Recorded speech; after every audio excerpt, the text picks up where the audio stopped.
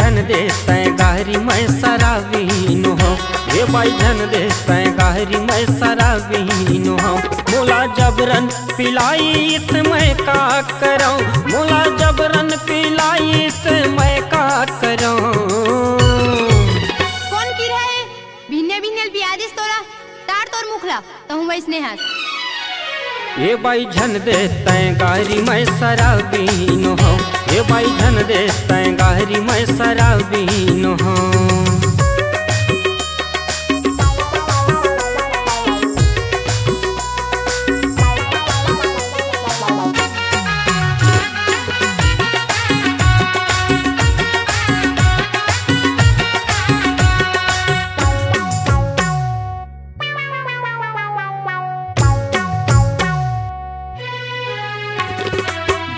करी खेत डहर मैं हाँ जात रहे, आगू ले आवत रही ची रास्ता में भेट पारे।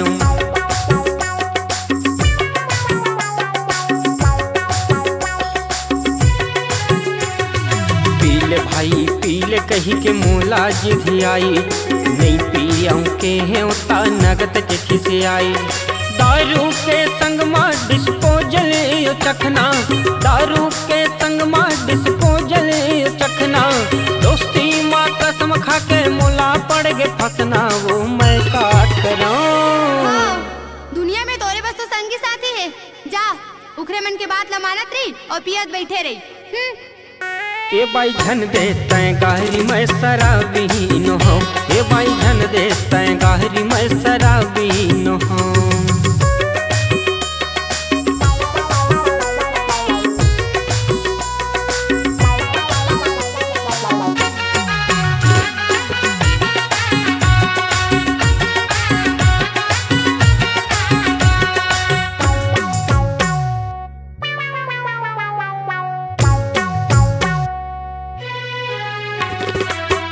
तोला कहना कहे नहीं मान बात ला, मई के सुधिया मांग छोड़बे का संग साथ ला।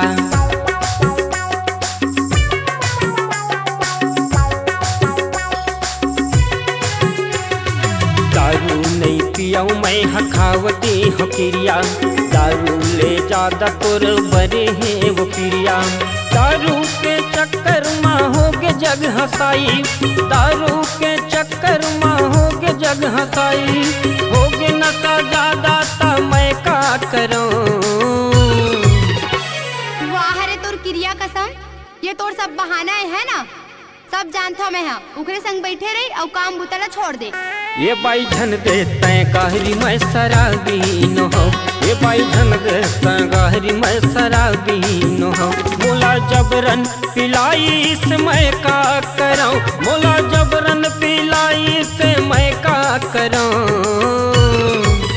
अब तो मैं तब भी जाऊँ घर जब ते दारू ले छोड़बे, नहीं ते जा देख ले दूसर जिन तो नखरा उठावत बैठे रही। ये बाई झन देते गारी मैं शराबीनो हो, ये बाई झन देते गारी मैं शराबीनो हो, ये बाई झन देते गारी मैं शराबीनो हो, ये बाई झन देते गारी मैं शराबीनो हो। तो संगवारी हो नवा नवा छत्तीसगढ़ी गीत देखे बार और सुने बार हमारे यूट्यूब चैनल रोशन साहू म्यूजिक ला लाइक करो, सब्सक्राइब करो और कमेंट में जरूर बताओ कि गीत कैसे लगी से।